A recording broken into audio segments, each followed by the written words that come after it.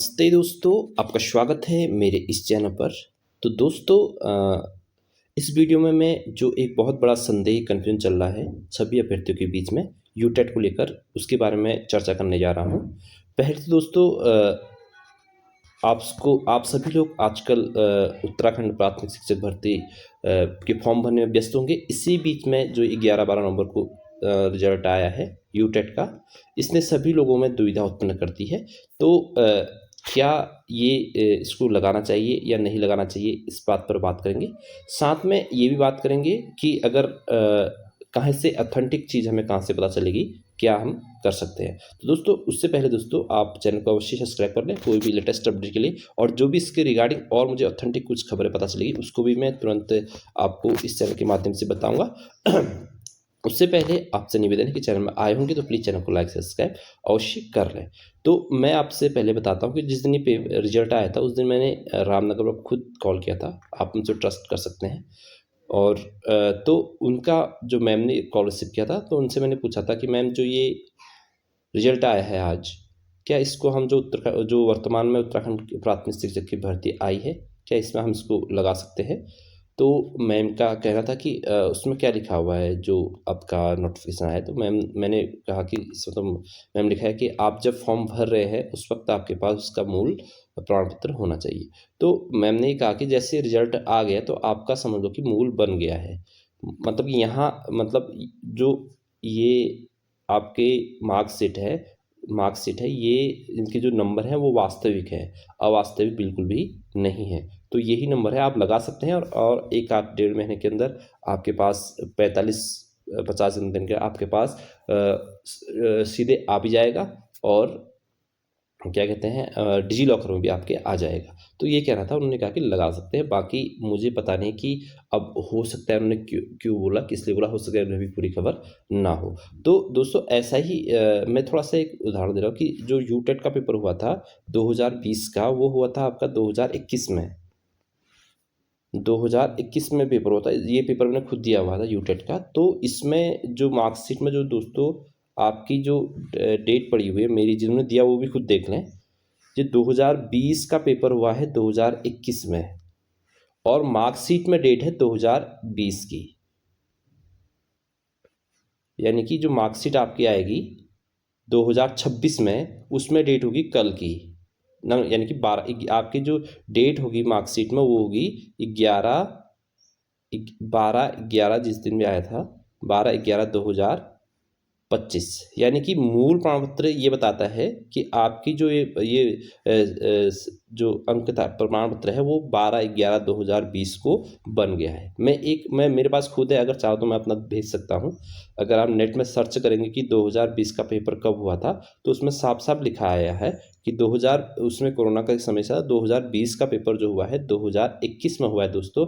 और जो मार्कशीट में डेट पड़ी है वो पड़ी है उसी दिन की जिस दिन का जब पेपर निकला था, जब पेपर हुआ था। यानी कि आपकी जो डेट पड़ेगी वो 2000 जब आपके पास रिजल्ट रिसीव होगा तब की डेट नहीं पड़ेगी, बल्कि तब की डेट पड़ेगी जब ये पेपर हुआ। यानी कि आपका जो 2026-25 का इसमें डेट पड़ेगी 11 नवंबर, या फिर पेपर की डेट पड़ेगी जिस दिन आप पेपर को क्वालिफाई किया।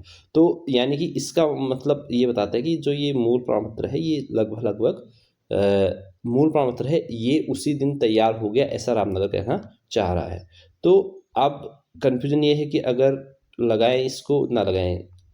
आप सारे अभ्यर्थी जितने भी हैं वो डीओ से अवश्य बात करें, सारे डीओ में बात करें, डीओ ही क्लियर करवाएगा। और डीओ नहीं करता निदेशालय में पता करें, निदेशालय से पता चलेगा जितने अभ्यर्थी हैं। देखो 4500 कम नहीं होते हैं एक भर्ती में। अगर 4500 एंट्री करते हैं पूरी की पूरी भर्ती बदल जाती है, उसका रुख बदल जाता है।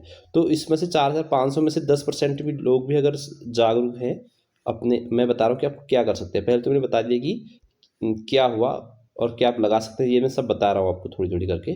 पहली बात तो जो अगर 10% भी इसमें से जागरूक हैं और वो मिल सकते हैं डीओ से या फिर निदेशालय में या फिर अपने जो शिक्षा मंत्री हैं उनसे, तो वहाँ पर आप बात कर सकते हैं। और रामनगर में सीधे सीधे आप वहाँ भी बात कर सकते हैं कि सर आप बताइए क्या हमें बताएं, कन्फर्म बताइए कि क्या करना है हमें, सीधे सीधे बताइए हमें लगाना है या नहीं लगाना है। आप पता करवाइए, आप बूढ़े, आपकी बात सारे मानेंगे, सब समझेंगे। आप कन्फर्म कीजिए कि हमें लगाना है या नहीं लगाना यूटेट का। तो ये बात रही। बाकी दोस्तों जिनका रिजल्ट आ गया है वो लोग पहले तो कि ये मत सोचना कि मैं इस भर्ती को चाहता हूँ कि डिले हो। मैं तो चाहता हूँ जल्दी जल्दी से भर्ती है सारे, क्योंकि मेरे बहुत साथी मित्र ऐसे हैं जिनको बहुत टाइम से पिछली भर्ती में नहीं हो पाया, जो हमारे साथ से लगभग 4-5 साल से लगे हुए थे। मैं चाहता हूँ कि जल्दी से भर्ती कंप्लीट हो जाए।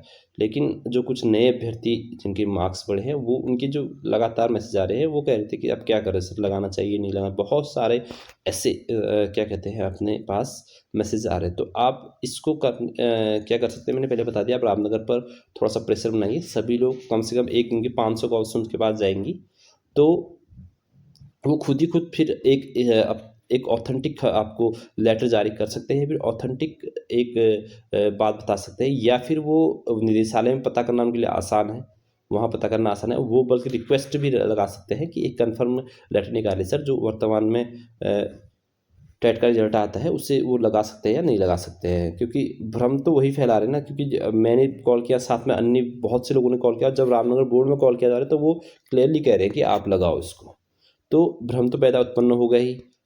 और डीओ कुछ कुछ लोग कह रहे हैं कि डीओ कह रहे हैं कि नहीं लगाओ।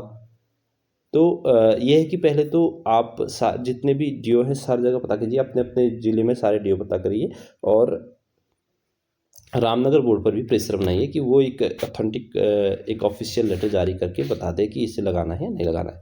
बाकी आपको क्या करना है दोस्तों, इससे वो लगाना है या नहीं, मैं ये बताता हूँ पहले। देखो दोस्तों, जिसके पास पहले का टेट है तो उससे लगाने की इसको ज़रूरत नहीं है। अगर मार्क्स नहीं बढ़े हैं, 1 2 3 नंबर का अंतर है, मान लो आपके नंबर है 92, इस बार आए हैं 95, तो आपको क्यों रिस्क लेना है भाई, 1 गुणांक के चक्कर में, 2 गुणांक के चक्कर में। हालांकि 1-2 गुणांक का अंतर बहुत बड़ा पड़ेगा, लेकिन फिर भी इतना रिस्क नहीं लेना है कि यहाँ पर आपने ये वाला लगा दिया। हाँ, जिसके, अब मैं बताते जा रहा हूँ आपको, जिसके नंबर थे पहले 92, अब आ गए 105, सीधे सीधे लगभग यहाँ पर कितने हो रहे हैं, 8 8 5 13, लगभग 8 गुणांक बढ़ जाएगा। इसका 40% निकालेंगे तो लगभग 3-4 गुणांक यहाँ बढ़ जाएगा। तो इन विद्यार्थियों का क्या करना है दोस्तों, इन विद्यार्थियों को, जैसे कि 12 जिलों की भर्ती आई है, तो इसमें से इनको 6 जिलों में, अपने बाउंड्री लाइन के जिलों पर तो इन्होंने अपना जो वास्तविक टेट है वो लगा दो। अगर आपका नंबर आना होगा तो वहीं आ जाएगा।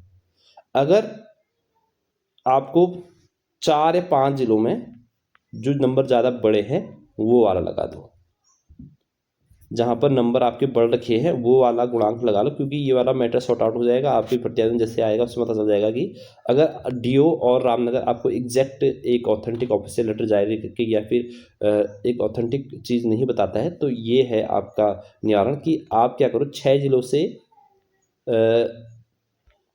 जिलों से ये आप अपना पुराना टेट लगाओ, और 5-6 जिलों से आप नया टेट लगाओ जिसमें नंबर बड़े हुए हैं। ये तो उनके लिए है जिनका टेट में नंबर बड़े हैं। अब जिनका पहली बार में टेट निकला है, वो दोस्तों एक गलती तो बिल्कुल मत करना कि फॉर्म ना भर करके। बहुत से लोग कह रहे हैं कि अपने दस्तावेज या फिर अपने पैसे खर्च ना करें। बहुत ज़्यादा पैसे नहीं है दोस्तों, 2 3 4 500 भी यूज करें तो कम से कम 4 5 6 जिलों से आप आराम से फॉर्म भर लोगे। तो कम से कम जिन्होंने इस बार टेट क्वालिफाई किया, चाहे आप ये कल फ्यूचर में ये वाला आपका टेट का नंबर इनवैलिड हो चाहे ना हो, लेकिन आप इस थ्रू कोर्ट भी जा सकते हैं। बहुत से लोग कि हमें अगर कोर्ट के भी जा सकते हैं इस थ्रू कि हम बीच में आ गया था टेट का रिजल्ट, तो हम कैसे नहीं भर सकते थे, ये नहीं भर सकते। कुछ लोग जा सकते, मतलब ऐसा कुछ कर भी सकते हैं। तो आप अवश्य भरें, जिसकी वजह से फिर आपको भी इसका लाभ ना मिले, हानि हो जाए आपको भी। कम से कम 6-7 जिलों से आप फॉर्म फिल कर 6-7 जिलों में से लगा लो। आपके अगर एक वजह से 100 रुपये भी खर्च हो रहा है टिकट लगा करके, तो सोच लो कि आपके 100-150 भी खत्म होते तो कम से कम 500 में आप भर लोगे, तो बहुत ज़्यादा नहीं है दोस्तों। आप अवश्य इसको भर लीजिएगा। मेरा आपसे निवेदन है उन लोगों से जो लोग का टेट पहली बार क्वालिफाइड हुआ है, तो कम से कम 6-7 जिलों से आप फॉर्म फिल करें। हाँ, अगर इस बीच में कुछ ऑथेंटिक खबर आपको पता चल जाती है कि हाँ ये वैलिड है या फिर इनवैलिड है, ऑफिशियली ऐसा जारी हो जाता है कुछ भी, तो भी आपको 1 2 3 जिलों से भर देना है। अगर ये कंफर्म हो जाता है कि आपको भरना है, फिर तो एक जिला नहीं छोड़ना है। अभी अगर आपको थोड़ा पैसे को लेकर के कुछ कन्फ्यूजन चल रहा है तो आप कम से कम 5-6 जिलों से ही फॉर्म भरें, 4-5 जिलों से ही फॉर्म भरें अपने आसपास। अगर आपका नाम आना होगा तो आप वहीं आ जाएगा। दोस्तों ये थी आज की वीडियो। आई होप आपको वीडियो समझ में आएगी। बाकी कुछ भी लेटेस्ट अपडेट होगी दोस्तों मैं आपको अवश्य बताऊंगा, इसी चैनल पर बताऊंगा जैसे ही कुछ पुख्ता खबर पता चलेगी। तो दोस्तों बाकी मैंने आपसे बता दिया आप क्या कर सकते हैं। रामनगर बोर्ड में प्रेशर बनाइए, बाकी डीओ से बात कीजिए कंटिन्यू, और डीओ और एक ऑफिशियल लेटर जारी निकालने के लिए आप प्रयास कीजिए। बाकी दोस्तों 4,500 लोग हैं अभी तक, तो ये इन यूटेट का एक अच्छा खासा ग्रुप बन जाना चाहिए मेरे हिसाब से, क्योंकि बहुत से लोग कमेंट कर मुझे कर रहे हैं, जबकि एक कमेंट आप इस प्रकार से भी कर सकते थे कि जितने यूटेट वाले हैं प्लीज़ एक अपना नंबर दे करके कमेंट बॉक्स में, उसमें एक व्हाट्सअप ग्रुप बना करके कम से कम 200-300 लोगों का तो एक अच्छा खासा ग्रुप बन जाना चाहिए था।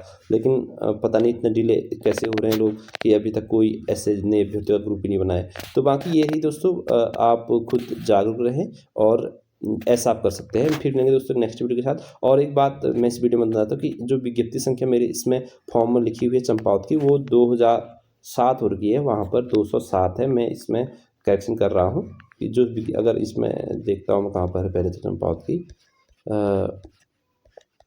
अगर मुझे चंपावत डिस्ट्रिक्ट की विज्ञप्ति मिल जाती तो मैं कन्फर्म कर देता हूँ, क्योंकि बहुत से का मुझे मैसेज आया था कि इसमें चलो इसमें अभी ढूंढने में टाइम लगेगा, तो मैं बता देता हूँ आपको कि कितना है। 207 है, 2007 नहीं है। ओके, फिर मिलेंगे नेक्स्ट वीडियो में। आप सभी को मेरा नमस्ते।